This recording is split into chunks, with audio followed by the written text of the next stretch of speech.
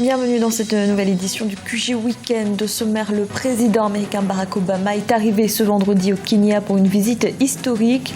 Au programme, la coopération économique et surtout la sécurité dans un pays visé par les attaques du groupe terroriste Al-Shabaab. Les méthodes utilisées par les orpailleurs burkinabés inquiètent les autorités. Sur les sites d'exploitation artisanale de l'or, les produits sont bien souvent nocifs pour l'environnement et pour les hommes. Et Conakry, la capitale guinéenne, vient d'être désignée capitale mondiale du livre pour l'année 2017. L'annonce a été faite mardi par l'Organisation des Nations Unies pour l'éducation, la science et la culture. Mais tout d'abord, au Burundi, le président sortant Pierre Nkurunziza a été réélu pour un troisième mandat avec 69,41% des voix. Les résultats provisoires ont été publiés ce vendredi par la commission électorale.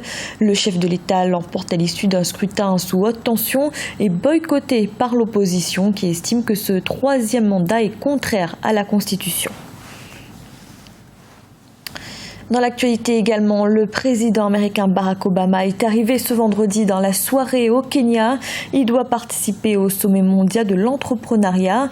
Il devrait également s'entretenir avec son homologue Uhuru Kenyatta, avec qui il sera question de coopération économique et de sécurité. Awa Barkala. Septembre 2013, prise d'otage au centre commercial de Westgate. Avril 2015, attaque des Shebabs à l'université de Garissa. Ces deux attaques ont semblé mettre en exergue la défaillance des services de renseignement et de sécurité du Kenya. La visite du président américain à Nairobi à l'occasion du Global Forum Entrepreneurship jusqu'au 26 juillet est très attendue. Les questions militaires et de lutte contre le terrorisme seront au cœur des discussions avec le président Uhuru Kenyatta. Mais au-delà du Kenya, c'est l'Afrique entière qui attend une coopération avec les États-Unis en matière de sécurité. Le terrorisme n'est pas qu'une préoccupation africaine, mais universelle. Et nous souhaitons mettre en place une collaboration avec les pays africains concernés afin que ces derniers puissent traiter ce problème avec leurs propres moyens ou via une coopération régionale. Notre but n'est pas d'envahir l'Afrique, mais plutôt de travailler avec l'Union africaine notamment et d'autres États pour accroître leurs capacités. De son côté, le Nigeria dénonce un manque de cohérence dans la politique internationale des États-Unis. Si le gouvernement américain finance largement la lutte contre les Shebabs au Kenya, l'administration du président Obama a refusé ce mercredi 22 juillet une demande de livraison d'armes émise par le président nigérian Muhammadu Buhari pour lutter contre la nébuleuse terroriste Boko Haram. Le refus des Américains de fournir des armes aux troupes nigérianes en raison de soi-disant violations des droits de l'homme ne fait que profiter à Boko Haram. Le président Muhammadu Buhari a néanmoins quitté Washington ce jeudi avec une aide de la Banque mondiale de 2,1 milliards de dollars pour la reconstruction du nord-est du pays. Quant au président Barack Obama, il doit poursuivre sa tournée africaine en Éthiopie où il est attendu dès le 27 juillet à Addis Abeba. Au Burkina Faso, l'orpaillage qui désigne la recherche et l'exploitation artisanale de l'or continue d'inquiéter les autorités. Environ 350 produits chimiques sont en effet utilisés de façon anarchique sur ces sites, des produits qui ont des conséquences sur l'environnement et sur la santé des populations. Un reportage de notre correspondant Wendiam Valentin Compaoré. Depuis 2009, le Burkina Faso est devenu un pays minier. Avec 9 mines industrielles en production, l'or est le premier produit d'exportation du pays. À côté de cette exploitation industrielle se trouve l'orpaillage, avec plus de 800 sites artisanaux. Sur ces sites, afin d'accroître leur productivité, les orpailleurs utilisent de façon anarchique des produits chimiques tels que le cyanure ou le mercure pour l'extraction de l'or. Tant de pluie, là, ils ne vont pas accepter que de faire ça. Parce que quand la pluie va pleuvoir, c'est forcé que ça va sortir avec de l'eau. Tu vois, non? Même si 5 crapauds tombent ici, là, c'est pas bon. Sinon, sans ça, il n'y a même pas une autre solution pour terminer l'or dans le sable.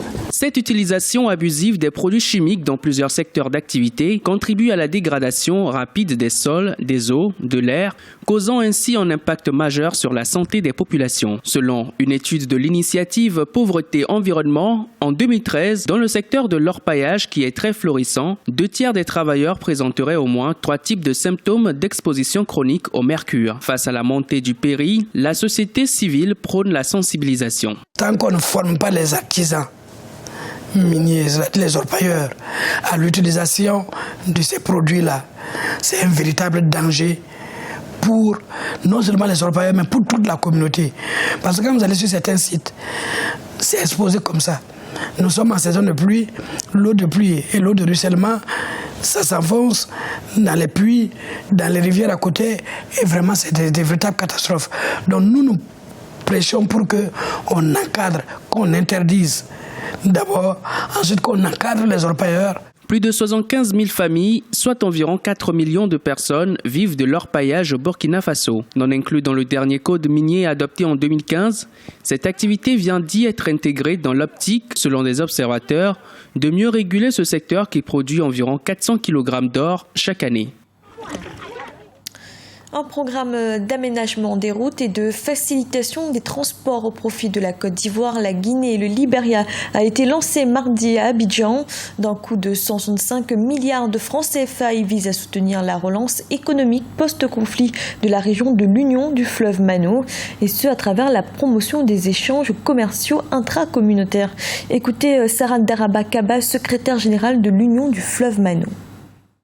C'est un programme que nous avons commencé il y a 3 ans, nous basant sur le constat qui relevait un peu les blocages sur le commerce transfrontalier, mais également qui empêchait une réelle intégration dans plusieurs sujets, notamment dans le domaine de la santé, mais également de la sécurité. Alors, en 2013, l'Africaine de développement a décidé d'appuyer la formulation d'un grand programme dans lequel nous avons plusieurs composantes. Une composante sécurité, on a une composante facilitation du commerce et du transport dans l'espace Mano. On a une composante route, une composante énergie et une composante promotion économique des femmes. Et la composante infrastructure, donc qui comprend les routes et l'énergie, est une composante qui fait, disons qu'il y a 2559 km de routes d'interconnexion entre les 4 pays. Conakry, la capitale guinéenne, vient d'être désignée capitale mondiale du livre pour l'année 2017. L'annonce a été faite ce mardi. L'UNESCO a souhaité distinguer Conakry pour ses objectifs de développement axés sur les jeunes et l'alphabétisation. Jean-Célestin Djangué, Arwa Barkala et Bertrand Digna. C'est la 17e ville à être désignée capitale mondiale du livre par l'Organisation des Nations Unies pour l'éducation, la science et la culture, l'UNESCO. La nomination de Conakry a été décidée par un comité international d'experts le 30 juin au siège de l'UNESCO à Paris, même si l'information n'a été rendue publique que le mardi 21 juillet. Une nouvelle qui fait la joie des Guinéens et particulièrement des acteurs culturels du pays. Conakry a été retenue capitale mondiale du livre parce que les Guinéens ont un appétit de lecture. On fait beaucoup d'efforts pour mettre le livre au centre des préoccupations. La Guinée capitale mondiale du livre, ça signifie que pendant une année, la Guinée va recevoir le monde littéraire et culturel. La Guinée va organiser des salons du livre, des expositions, des conférences. La Guinée aura une visibilité en matière littéraire et culturelle. Le comité de sélection a souhaité distinguer Conakry pour son budget maîtrisé et ses objectifs de développement qui mettent l'accent sur les jeunes, l'alphabétisation et la qualité du projet présenté par les défenseurs de l'initiative. La Guinée doit montrer sa diversité. Et si vous prenez le thème que le comité a proposé à l'UNESCO, c'est le livre facteur de rapprochement des peuples et des communautés. Par le livre, nous pensons